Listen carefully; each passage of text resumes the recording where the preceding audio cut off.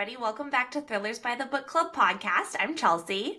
And I'm Olivia, and we are so excited to be talking to you today about thrillers. Hey. Welcome to our season finale. Yes! Episode 80. Ooh. It's getting very exciting.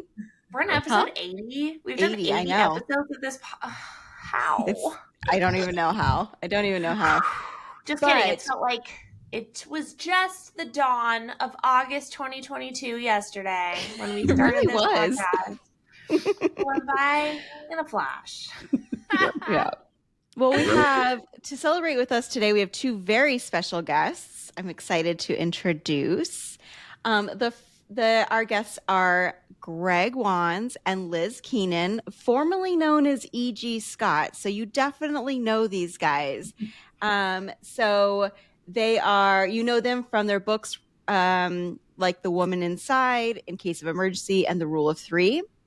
Elizabeth Keenan is a writer and publishing consultant based in New York and Pennsylvania. She worked in book publishing for 20 plus years for imprints like Simon & Schuster, Penguin Random House, and Macmillan, which is so cool. Her work has been published in multiple anthologies and online, and she's the founder of Campfire Lit. Greg Wands writes for The Page and Screen, an avid lifelong reader. He grew up in Sag Harbor, New York, and now calls Manhattan home, which is like so lucky. Greg's excited to have a novel, television series, and feature film project in the work. Their latest novel, Trust Issues, was released on January 28th, and we are so excited because Liz and Greg also host a podcast called Impostor Hour. Oh my God! You guys are busy people. Welcome. Thank you so much. It's so great to see you guys. Really so good to see you too. It's a very exciting episode. Yeah, congratulations on big number 80. That's a big milestone. We are humbled by your vast experience and expertise. We're learning on the fly, so thank you for being wonderful guides. It goes by very fast, actually. That's just seeing that right now. I'm like, what? Wait, this is like episode 4. How is this episode 80? That's wild. I know. It's bananas. So but for listeners out there, we do have a new YouTube channel, which not a lot of people have seen yet, which is fine. But if you do want to check it out, you can find us on there at Thrillers by the Book Club podcast on YouTube. And we've got all of the current season episodes, but we are starting to work on the backlist of getting the rest of the old episodes up, although there won't be any fun video, but But they'll fine. all be there. And they'll still be there for you to go on YouTube and hear us podcast, because that's it's a thing. People do it. Yeah. Weird. We'll put a cool video to our podcast. You'll see like dolphins, probably, maybe like a snake in the grass, probably like a ghost. Who can say? Not me. Who knows? I think I'm gonna do that. Now it's gonna be Olivia. So like, come check it out and see what Olivia does, and then be like, "Oh my gosh, you were totally wrong. It's just colors, or it's like just a black screen, a plink of water, and then the ripple goes on into the ether." Who can say? Oh my gosh. Not me. I'm crossing ghost dolphins. I'm just throwing it out there. Ghost dolphins. Yeah. That's my okay. I'll work on it. Right. It was ghost dolphins. It was ghost dolphins the whole time. Yes. Yeah. Ghost dolphins. I think you just invented a new ASMR category, by the way. Yes. I know, right? Yeah. That's why you're all here, honestly, and I don't blame you. So your latest book, Trust Issues, right? Thank you. This gorgeous cover came out last week. Why don't you tell us a little bit about it? Sure. I mean, I love having a writing partner because I can just give you the elevator pitch and then make him do the actual pitch. So that is exactly what I'm going to do. But our cinematic elevator pitch for Trust Issues is Catch Me If You Can meets Knives Out with a splash of Mr. Robot.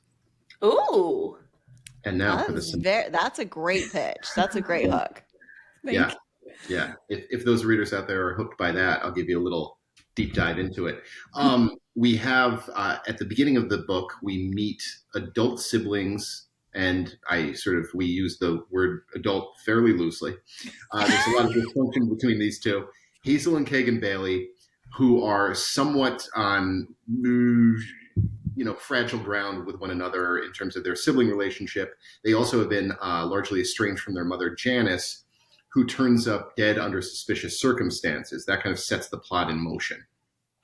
Their mother had been remarried, I should say, to a man named Perry Walters, who the siblings had never really taken the time to get very close with, but have always been somewhat suspicious of. And that suspicion spikes when Perry, shortly after Janice's death, leaves with their inheritance in tow.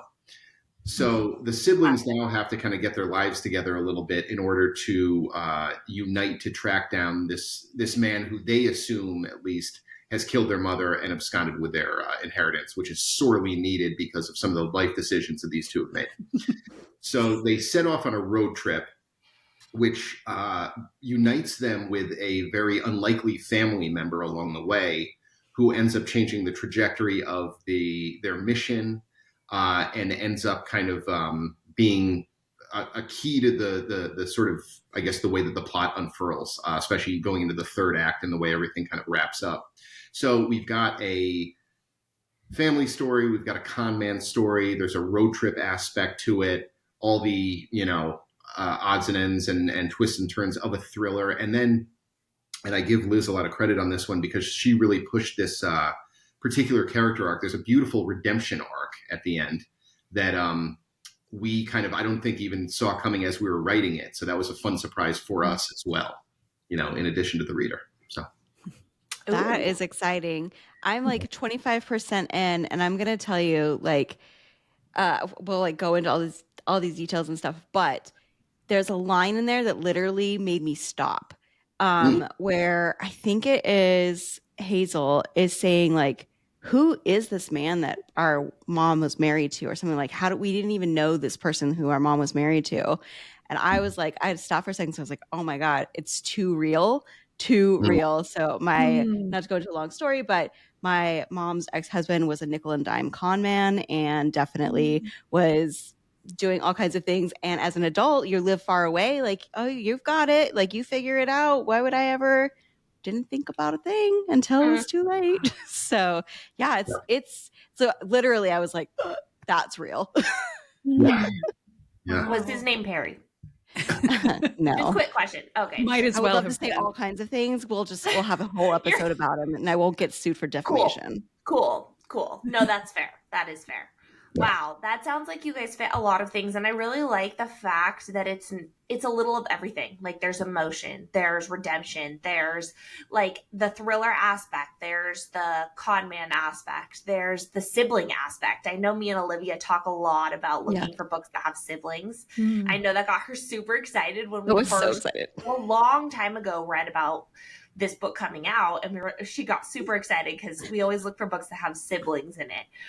And so that's really cool. The idea that you fit so much into a thriller that you wouldn't traditionally find in a thriller. And so, yeah, I think that's really cool. So what gave you the idea to kind of delve into this specific type of topic? Well, I think there are emotional readers. Greg and I are emotional writers. We definitely pick up on things that are going on in our real lives, or that we've kind of collected throughout our life and ruminated on. And then okay, we're ready to write about this. And I think the con man trope has always really fascinated us. We're huge fans of Patricia Highsmith and the Ripley books. And, there are so many great works of, whether it's fiction or movies or TV shows that we've both just gravitated towards, that, the central person is not who they say they are. So we definitely wanted to get that. But then, and thank you for the compliment, we wanted to kind of put our own spin on it and I think challenge ourselves. So kind of adding a lot of different elements. This writing as the siblings, I think that comes from our almost 3-decade friendship. We came from very similar family dynamics. We weren't raised by con artists, but I think we definitely had experiences with people who were duplicitous. I think that we really wanted to explore this idea of the analog con man. So the old school versus the con artist of today. You throw technology in and it's so pervasive, and every third person online feels or is a scammer. So we wanted to be let's spy versus spy this. What if we pit an old school versus the new school, and who's going to win? And then, also this idea of if a con man has been working successfully for so many years and not gotten caught, who or what is their Achilles heel. And that got us to the kind of surprise character in the second act. And then, it's really nice to hear that people are picking up on the redemption arc and the emotional. And I think part of that came from, and I'm saying it in this room because I think, one or all of you will appreciate this. I was writing this 2 months postpartum. So I was just like jacked up on a lot of hormones and the experience of being a new mom and like what family means. And I think that unintentionally that went into the pages. So relatable. Yeah. Relatable. Yeah. Chelsea, I knew it would be. That's why I brought it up. Yeah. Yeah. No, that's I can totally relate to that. Yeah. So, that's definitely something like it's very hard to explain, like that emotional high, low. I don't know. Everything they're going through is just like a totally different emotional state where every little thing just feels like you feel it on a different level. Yeah. So I can definitely relate to that. And I think like you feel things in a different way, and experience things in a different way. For sure. Yeah. And so that makes a lot of sense. So I know that when you guys are writing, you trade your chapters back and forth, but I was wondering, so what do you do when the other person's writing your character? So like, for example, I'm in a Kagan chapter and Hazel's talking. Well, I know because I paid attention, right? Like, I know that Greg wrote this. Then I'm like, how did Liz feel about that? Like, how do you get the voices right and all of those things? What happens if they make your character do something like, oh, no? Right. Well, what's fun in this, I mean, I think at this point, we're in book 4, we've been doing this back and forth. So I think we've gotten into a pretty good groove in terms of being able to kind of get a good early read on one another's characters and then bounce them back. What's interesting sometimes is, Liz will have a slightly different take on one of my characters, and that's interesting to see. And then sometimes that will inform it down that it'll echo through the subsequent chapters. So that's always sort of an interesting thing.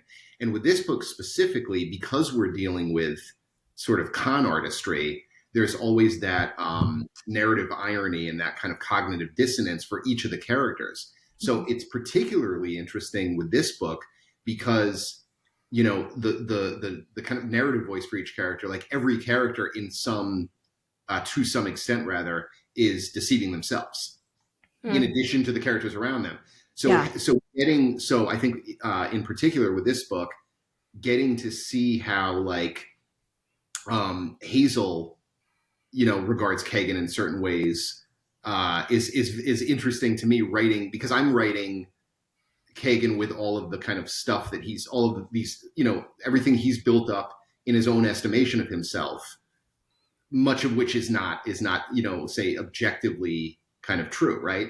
So it's really interesting to see how does Hazel relate to him?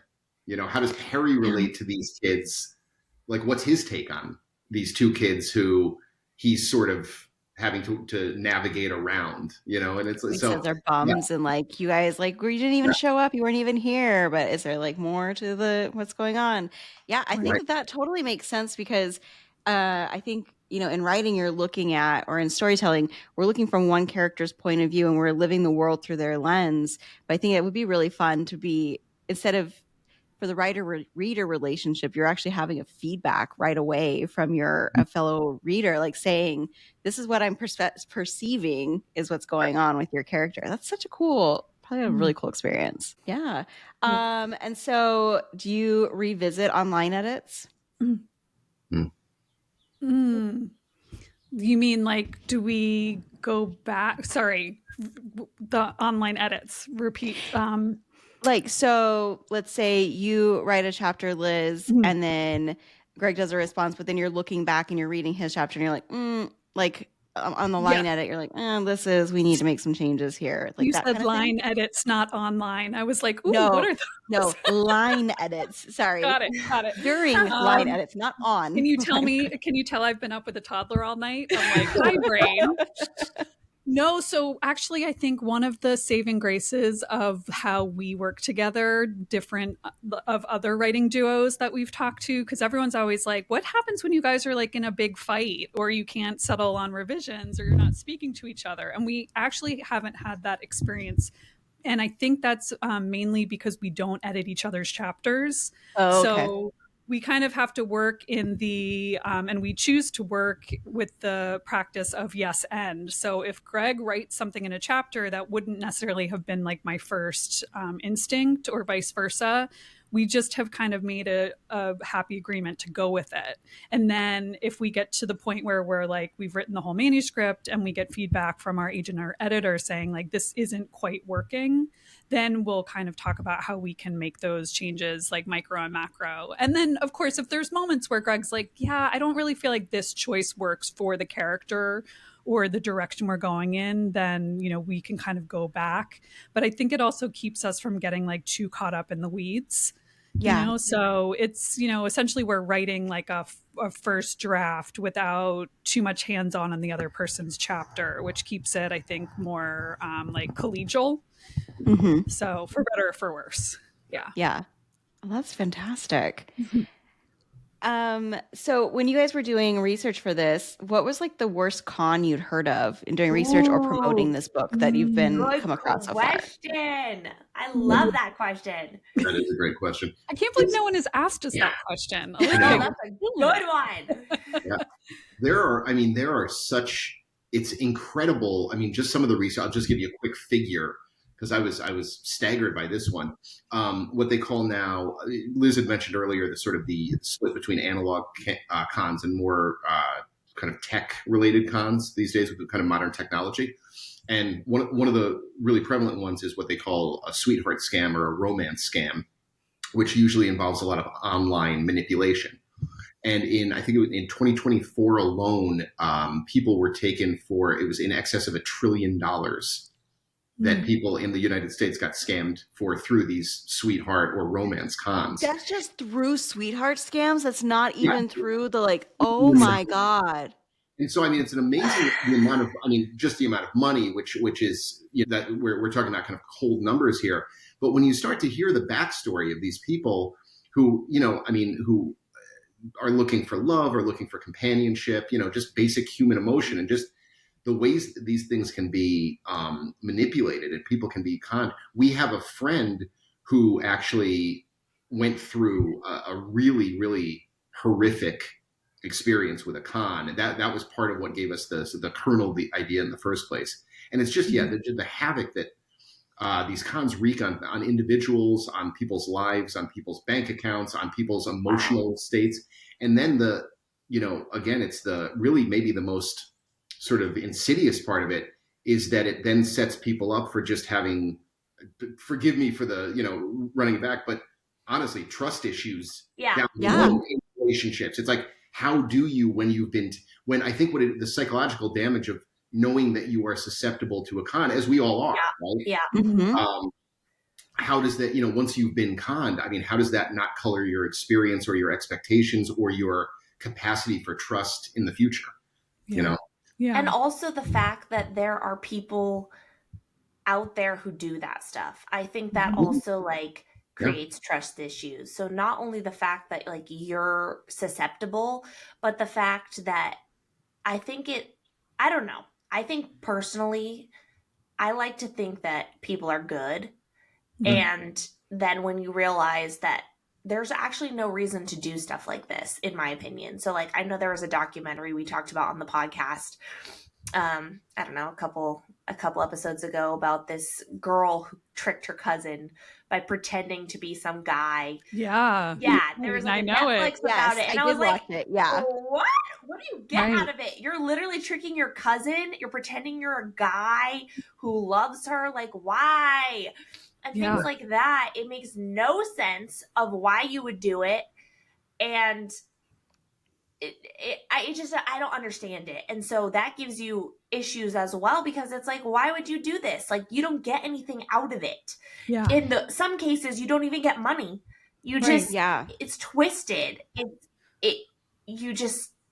I don't understand. And so I think that also gives you some sort of issue, because you realize that people do things with no gain, no financial gain.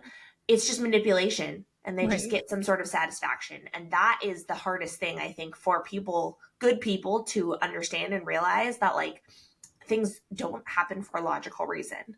Things, it doesn't. You just sometimes you don't understand them, and like that causes the most trust issues out of everything, because you cannot explain it. Right.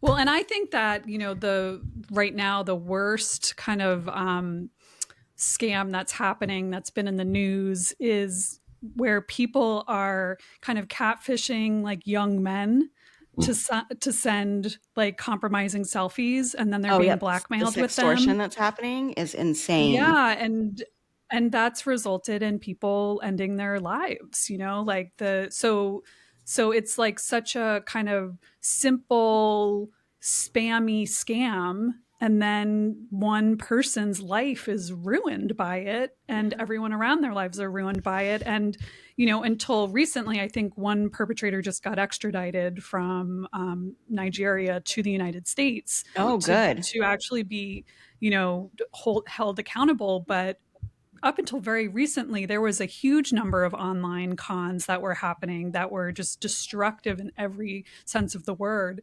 And for like small amounts of money, or, you know, like to your point, Chelsea, like not an evident, you know, like benefit. Yeah. Some of these cases, they were just kind of sadistic, or they were attention getting, and people they're Machiavellianism. Like they're like, that's what they're there. Cause I think what people are, they're getting off on, and instead of killing people, they're getting off on this, like, I'm manipulating and I'm getting something out of it. And it's a little bit less risk when you're online, because for you as the manipulator, you can make adjustments, right? Like it's not in person. It's so scary. It's so scary. But I'm always struck about the amount of energy and the elaboration of like details. And it's like, why aren't people who do these online scams, especially, why aren't you writing fiction? Like, you're so good at creating like reams of text messages and story and documentation. Like, you clearly have creativity and a need for acknowledgement and attention. Like, be a writer. Like, why? Yeah. You know, and I think that anonymity that you get from being behind like a keyboard and a screen, you know, makes people feel safe. But the decision to use that anonymity and that safety for like bad, you know, clearly there's a lot of mental issues going on. But I just wanted to call out one of my favorite like con artists that there's a docuseries about, because it's one of my favorite and was integral in writing this book, which is Love Fraud, which is, I had to double check his name, but I think it's Michael Scott Smith. Never trust a guy with 3 first names. But it's just so good. I mean, the documentary itself, but this is a guy who had, you know, at any given moment, like 7 to 9 legal wives, which is like, how do you even balance that? How do you even do that? Yeah. I mean, it's hard enough for some people to have one wife or one husband. So, you know, it's just the audacity. Just watch it. It's great. And we tried to use elements of that in the book. Oh, yeah. Yeah. That is really surprising. Like, that is just so much ballsiness to be like, yep, not only am I going to do this, but I'm going to like do this in front of you. I'm going to do it to somebody else. I'm going to do it to somebody else. Like, personally, I'm very needy. I'm like, I don't get how someone could have 2. Like, I take so much of someone's time. I'm like, how could you have 7 wives? But these are like, also people that are looking. They're looking for victims, though, which is a different thing, because if you have, it's like, you know, I want to say it's like pedophiles with predators, right? Like, they're looking for the weakest person, the one that they can like kind of pull out. And there's like this other sense that they just have of like, that's a person that is hurting, that is willing to do the things that I want them to do, even if they're like subconsciously thinking it. I think it's that it's just some sort of radar. Yeah. No, I mean, it's a really interesting psychopathy to study. I mean, I think one of the things that, if there is a through line to our books cumulatively, I think one of the things that we talk about a lot when we're coming up with characters and when we're navigating characters and storylines is unprocessed trauma, right? And I think that we have that in different ways through each of our books. And especially with this, when you're dealing with cons, it's, you know, traumatized people who haven't dealt with their trauma properly, who are then passing that trauma along to others. You know, Mm-hmm. so it's a very cyclical thing. It's very much a retribution type of thing, and it really does. It's just trauma to trauma to trauma, and just passing that down, and in some cases instilling those experiences that the initial kind of victim had now as the perpetrator. You know, it's really, it's a whole loop that's really fascinating for us to write from. You know, yeah, I agree. Go ahead. Sorry. Go ahead, Chelsea. No, I was just going to say, it's just crazy to think about. Like, I don't spend so much time thinking about it, but it's true. It's overwhelming when you think about the pattern of like generational trauma. And it's sad because I do think that there's a way to stop it, but it takes work. That's the thing. And that's to the point that Liz made, is like, you know, if you had all of that, you know, if you have all of this kind of, we'll call it talent, right? Or, you know, acumen or raw sort of get it doneness or whatever. I think oftentimes it's the trauma, it's the lack of processing your trauma that then causes you to do that, right? To do it in a nefarious way, rather than take that skill set and like do what, you know, for instance, we do with it. Like, you know, part of, I think, writing, you know, part of writing, at least for us, and I think with thrillers a lot, is, you know, part of that is almost the trauma processing that goes along with the experience. You know, there's something cathartic about being able to process it in a way that you can then make sense of it in a story, versus not doing any of that work up front. And then it's just, right, you're just blindly playing out these patterns over again. It's like you have this really, you know, dysfunctional skill set that you're then just unleashing onto the world. Right. Yeah. Right. Yeah.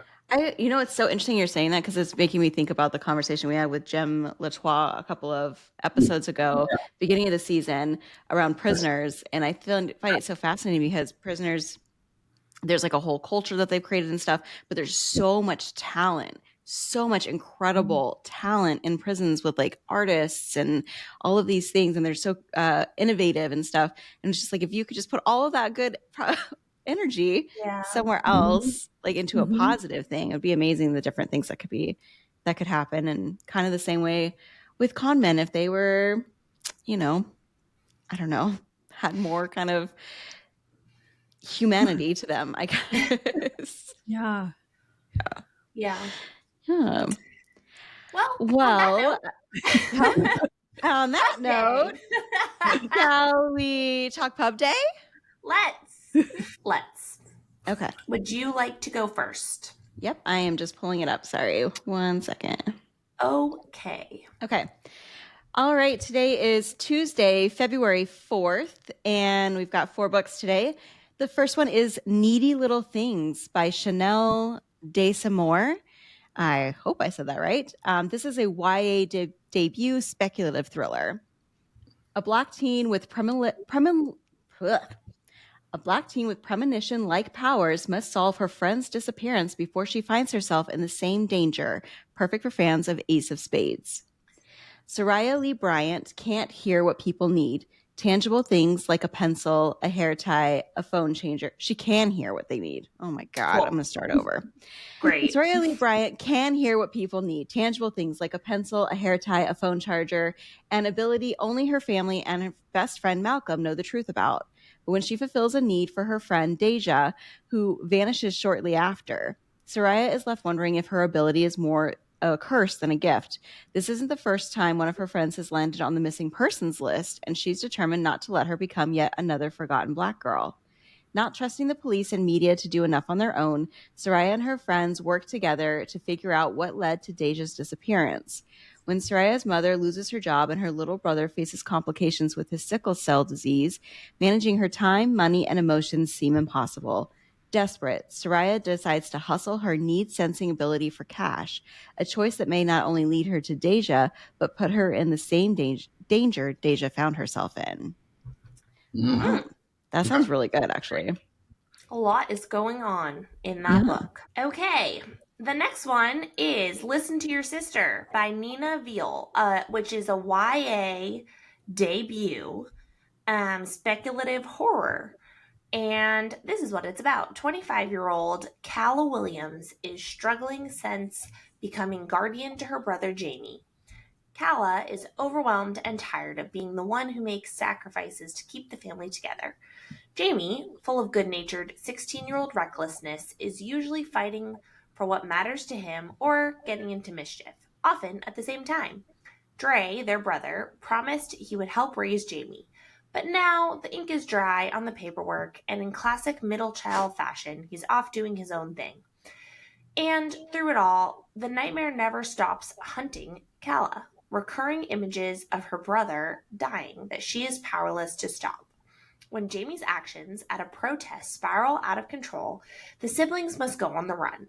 Taking refuge in a remote cabin that looks like it belongs on a slasher movie poster rather than Airbnb, the siblings now face a new threat where their lives and reality hang in the balance. Their sister always warned them about her nightmares. They really should have listened. That sounds great. That sounds so good. And the cover is gorgeous. It's like this black cover with these beautiful wildflowers on it. But I don't know. It's just really beautiful looking. Sounds terrifying. Sounds like a nightmare is just going to like come out and it's real. I know. Scary. Okay, next up is A Long Time Gone by Joshua Moling. This is the third book in the Ben Packard series, which I will just say I've been seeing more and more of this series kind of being talked about, so it's kind of exciting to see. It's time to put the past to rest. Ben Packard was just a boy when his older brother disappeared. Ben watched him walk out of the back door of their grandparents' house and into the cold night. His brother was never seen again. Decades later, Deputy Packard finds himself with too much time on his hands. A shooting has him on leave and under investigation, and all he can do is dwell on the past. For the first time in years, new information about his brother has surfaced that may lead them to the location of a body. The midwinter ground is frozen solid. Worse, Packard is cut off from department resources. As he strikes out to finally uncover the truth behind his brother's disappearance, he stumbles on a separate, suspicious death. A tenuous connection exists between the two cases, and as Packard starts to dig, he meets fierce resistance from friends and foe alike, all who want him to stand down. The winter is long and cold. By the end of it, Packard will risk everything to catch a killer and reveal the shocking truth about his brother. I like that. I like that it kind of is like a detective has to go out on his own with like no resources and be kind of an amateur detective. I feel like that's always a fun it's cool twist. Okay, the last one, we've all heard of it, probably. I think we have. I just finished it this morning, actually. Okay, I knew it. It's called A Killing Cold by Kate Alice Marshall. Whirlwind romance. When Theodora Scott met Connor, wealthy, charming, and a member of the powerful Dalton family, she fell in love in an instant. 6 months later, he brought her to Idlewood, his family's isolated winter retreat, to win over his skeptical relatives. Stay away from Connor Dalton. Theo has tried to ignore the threatening messages on her phone, but she can't ignore the footprints in the snow outside the cabin window or the strange sense of familiarity she has about this place. Then, in a disused cabin, Theo finds something impossible, a photo of herself as a child, a photo taken at Idlewood. I've been here before. Theo has almost no recollection of her earliest years, but now she begins to piece together the fragments of her memories. Someone here has a shocking secret that they will do anything to keep hidden, and Theo is in terrible danger because the Daltons do not lose, and discovering what happened at Idlewood may cost Theo everything. Ooh. It's a fun book. I think if you like the family game, I think you'll like this one. That's how I imagine it. I'm like, I'm sorry. I don't want to see a picture of myself somewhere. Like, that's ew. It turns out like a little different than you might think, but yeah, it was fun. It was a fun Clones? Book. Is it clones? Huh? I think clones. That's what I think. So I'm guessing it's different than clones. Clones. Oh my God. I thought you said plums. And I was like, yeah, it's not plums, Chelsea. What are you talking Clones! about? Is she a clone? That's what I thought. My first thought was, is she a clone? Twin. Also, clones, twins, triplets, quadruplets. Maybe. Maybe you just called it. Oh no! Spoilers. You just said it was different than what I thought. That's what I think. Clones. Well, it's different than what you think then. Unless it is clones. Read it. It's a science experiment. There's a lab in the basement with a bunch of green liquid, and it's clones. So we'll see if I'm right. She said it's different than what I think, and I think it's clones. You heard it here first, listener. That's right. I called it. If it's clones, I was right. Okay. Happy Pub Day. Happy Pub Day, authors and listeners. Hope you found something new this week. There are some good things out there. I'm pretty excited about it. And you'll have to go see if there's clones, because that's right. It feels like we had two speculative, fictions right beforehand. That's right. Is the There's season probably at least one book that there might be a clone. Mm-hmm. You don't know. Good chance. There's a chance. Speaking of I feel clones, like we all just wrote a book today go has ahead. nothing to do with clones. So it is called Look in the Mirror by Catherine Steadman. That's right. It came out July 30, 2024, and you know her from, as Olivia mentioned, The Family Game. Also, Mr. Nobody and The Disappearing Act, etc., etc. All right.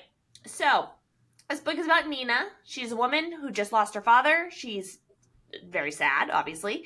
She finds out that she inherits a house in the British Virgin Islands. So that's a very exciting news. She didn't know it existed. She has lots of questions. She's like, huh? And so she goes there because, why wouldn't you? Then there's also Maria. She's this nanny to super rich people. She takes a job that's supposed to have a super huge payout, and the family never shows up. So she's in the house. No family comes. She's just waiting there patiently. So she starts to enjoy herself, wait for the family, enjoys their beautiful house. As she's waiting, there's one rule. The rule is do not go in the basement. But why? She thinks to herself, why? I'm just here. Don't do it. I don't understand. I would immediately want to go into the basement. That's all I want to do. You told me no?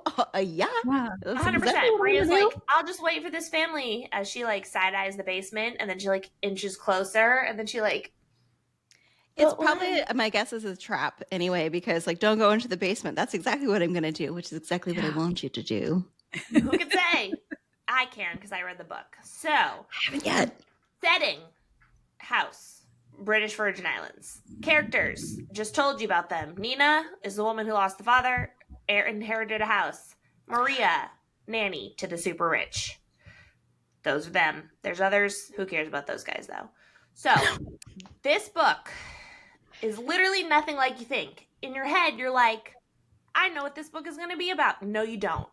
You don't. It's not what you think at all. It's more clone-like than not clone-like. I'll just tell you that right now. It's if the 50% line was 0, this side's clones, it's on the clone side. So it's nothing like you imagine. It's very fast-paced. Nina is a great character. Maria's also good. The premise is a true mystery. I had no idea where the story was going. If I say almost anything, it will spoil it. Beside the clone thing, that won't spoil it. It has elements of horror, I will say. It's a very unique thriller. If you liked The Family Game, you will like this. The ending is pretty far-fetched in a good way. It's Catherine Steadman, so you're like, huh.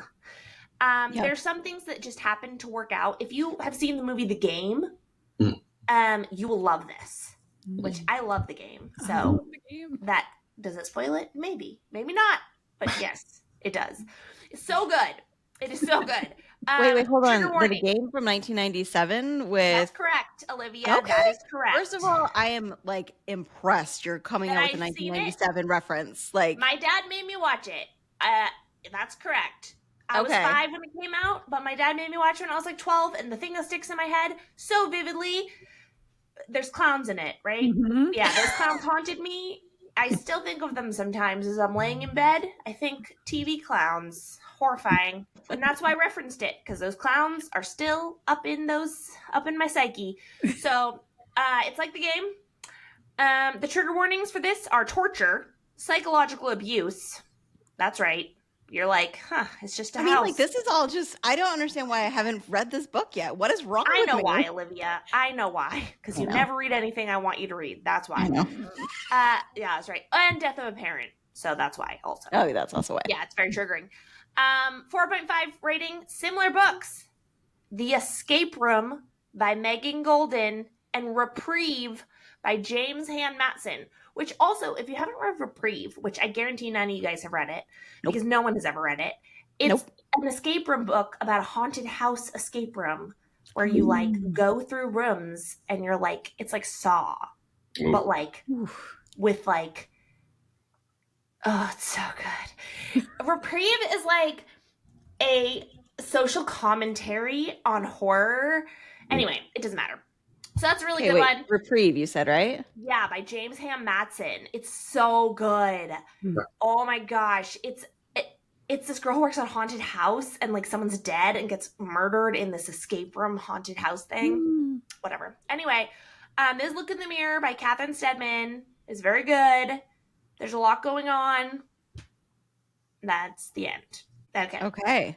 Next. Well, that sounds amazing. So when you were saying it, I think it's so funny. I think I've started this book on audio 3 times because I'm like, well, you were talking about it and I was like, this sounds kind of familiar. Like, did somebody like inherit a house or something? There's a dead guy. And that's as far as I've gotten. The house in the U.S. Virgin Islands, and this girl's like, oh my gosh. And then that's as far as you got, I'm guessing. Yeah. There's a nanny. She shows up.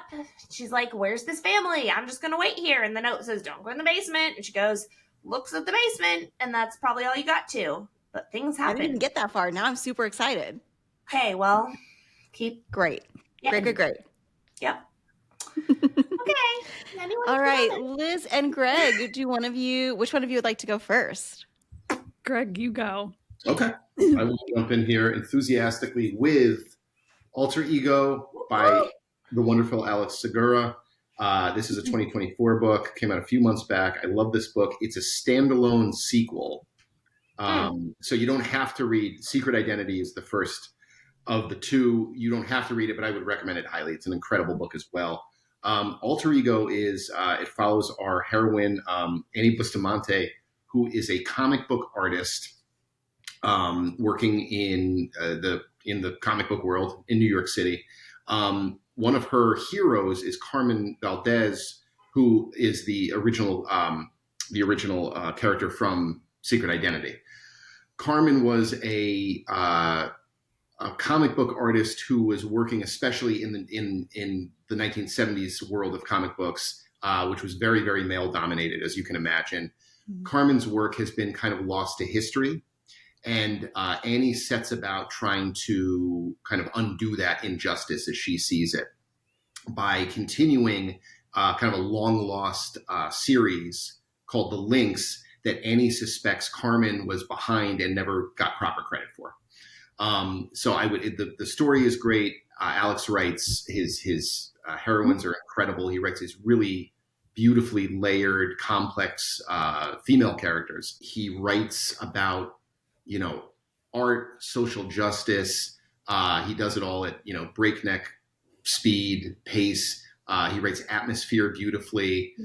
He writes about, you really get behind these characters because you really understand their struggle and their dream and the way they're trying to navigate all of these hurdles in order to get there. The writing is, the prose writing is remarkable. I think I said the pacing already, the storylines. You really get invested with these characters and these stories. So I can't recommend these 2 highly enough. And again, Alter Ego, Alex Segura. I think it's really interesting because it's in the comic book world. Like it's such a unique, like we see so many on writers, we see Hollywood or, Southern moms, things like that, but never really in that world. That's it's fun. No. And also I would say to readers too, even if you're not I'm not a huge comic book reader myself. Even if you're not remotely interested in comic books, don't let that put you off because I think there's a universality to how he writes about the passion behind any kind of artistry, any medium of artistry. So I think, if you have any sort of creative bent whatsoever, you can very easily get behind these characters and these passions that drive them. Cool. And he also Alex writes female characters really well. Really, really well. So absolutely. I always appreciate that. Yeah. Yeah. That is always nice when you find that, because it doesn't always translate. Yeah. Right. No, a lot of one-dimensional female characters out there in the thriller world, unfortunately. All right, Liz, you want to tell us about your book? Well, I am always happy to talk about Fiona Davis's most recent book, The Stolen Queen, which came out last month. And I will say that I have a very personal connection to Fiona. She is Greg's romantic life partner. And there was a very adorable article about their meet cute in this month's People magazine. I know.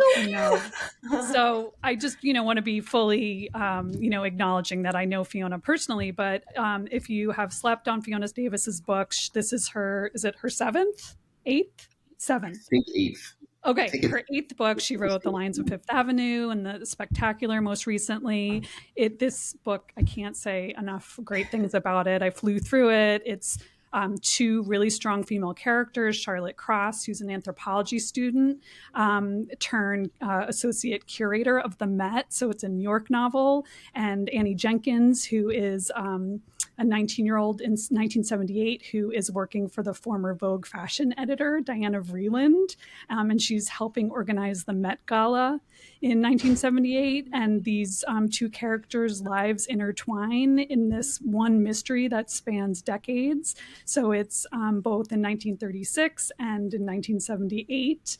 And it is just like one of those books that you get pulled deeper and deeper into. With each page, it centers around this priceless artifact that vanishes. There is a pharaoh's curse. There is a question of parents and familial relationships. And I don't know, it's just one of those books that I thought I knew what it was when I started reading it. And then by the end, it was something much deeper and more like emotionally resonant, but also like a kick-ass mystery. So I don't know. I came for the Met and I stayed for everything else. And I can't recommend it highly enough. And I was trying to think of a comp title, but Fiona just writes kind of one-of-kind books. So I can't recommend it highly enough. That is amazing. The Met is such a cool, that's such a cool idea that immediately gets my attention. Yeah. No, I agree. Okay, so my book is, I don't have it with me, but it's downstairs. If Anything Happens to Me by Alex Finlay. So this is a thriller that was released last year on May 28th. It's about 336 pages. Not about, it is 336 pages. So it's been a minute since I've read this, so I do apologize in advance. But so those past 5 years, Ryan Richardson has relived this terrible night of seeing his girlfriend, Allie, being taken out of a car right after the car crashes. And there's no trace of Allie or the car, and Ryan has been considered the main suspect of her disappearance. There's no proof and a good lawyer, so he's never charged. But we live in a time where podcasters and internet trolls have a lot of opinions. And so now he's changed his last name, entered law school, and he's put his past behind him until he is on a summer trip abroad to Italy with his new law school classmates. He gets gets a call from his father. Allie's car's finally been found, submerged in a lake in his hometown. There are 2 dead men inside and a cryptic note with 5 words written on the envelope in Allie's handwriting.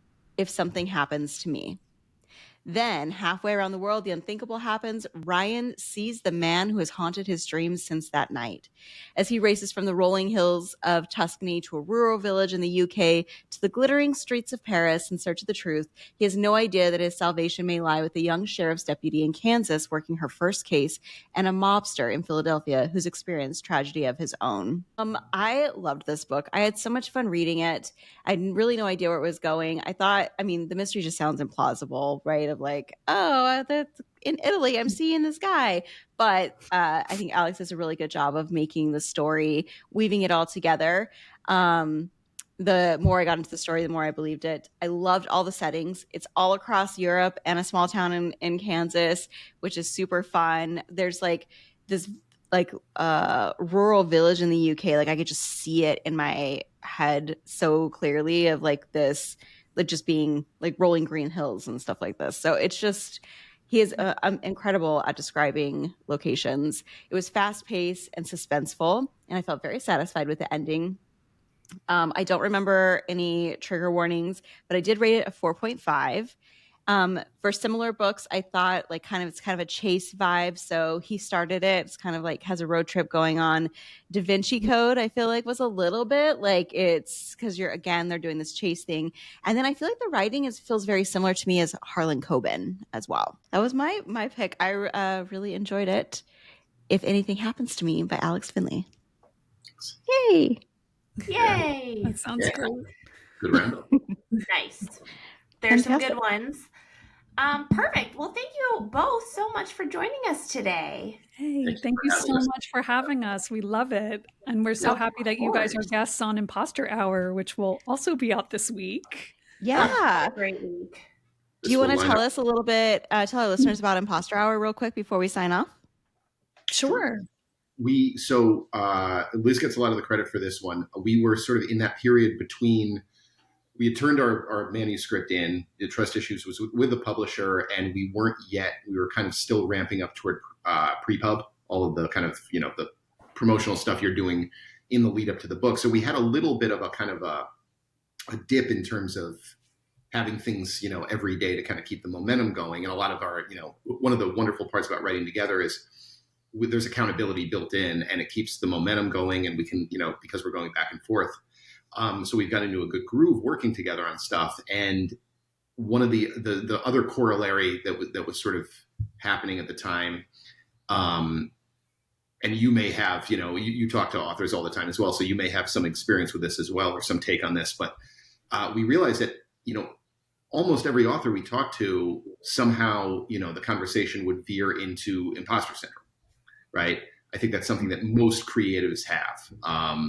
In some capacity or another. And it's always interesting to hear people's unique take on it. What is it that fuels theirs in particular? Sometimes it's the way they grew up. Sometimes it's, their own kind of maybe coming from a more practical field over to, being a creative, which is, much less structured. Yeah. And, so there's all kinds of things, right? So Liz had this great idea, like, well, why don't we do a podcast and we can just talk to people about imposter syndrome, and then that can open up conversation into whatever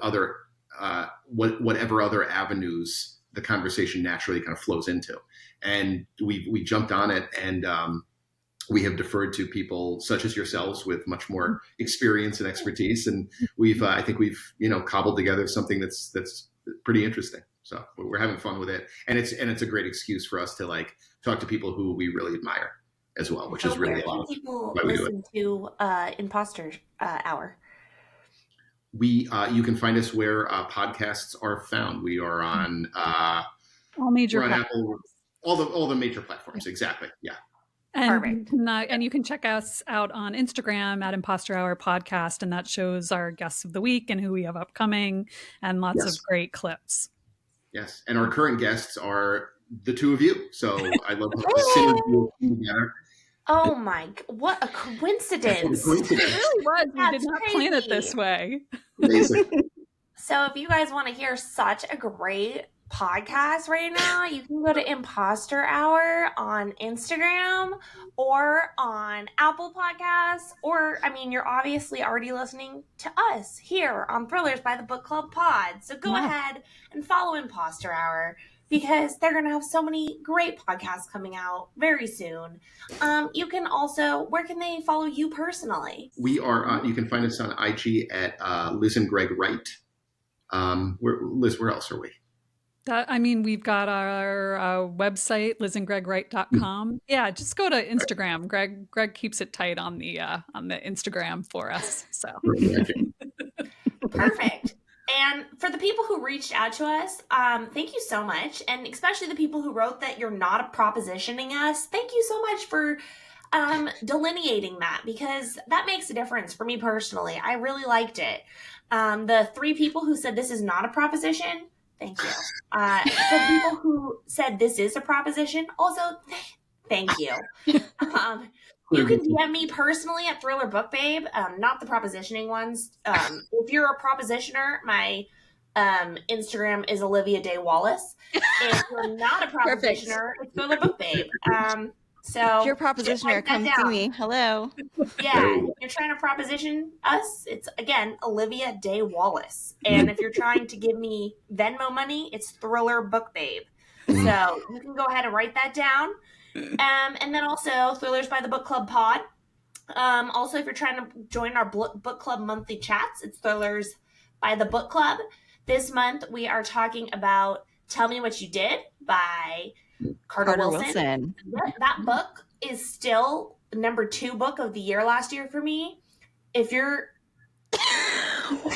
why are there balloons? We don't know. We don't understand this program. How did that happen? Because it's so good. That's why.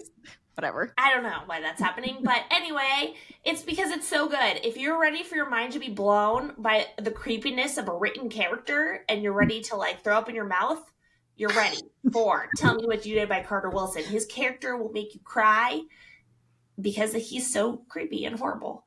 So get ready for a good time. Anyway, thanks for joining us today and learning about this. Whatever. I don't even know, guys. I'm just rambling. Thank you for joining us to talk about trust issues with Greg and Liz today. We are going to be back in the beginning of April for our next season. We've got some amazing guests coming up that you're not going to want to miss. We do. I know we'll be gone for a little bit, but in the meantime, feel free to message us because we're around. We just may not be posting episodes. So yeah, we'll still be on social media. So reach out to us. Let us know if you have any ideas for guests for next season so we can get them for you. Probably, maybe. We'll see. Who can say? We'll see. We'll try. Also, we are coming up to our 100th episode. So if you guys have any specific ideas or suggestions or thoughts of something you want to see happen, maybe we do it live. Maybe we have, I don't know, like a really special guest. I don't know. Maybe we'll just do a big party in Vegas. Who knows? Maybe we do a party in Vegas. That's probably not going to happen. But wait, what? I thought we were going to do that. Oh, sorry. Okay, maybe I'll just do a party in Vegas alone, and then you guys will come and not murder me. Okay. Anyway, if you need to kill some time, read a thriller. Bye. Bye.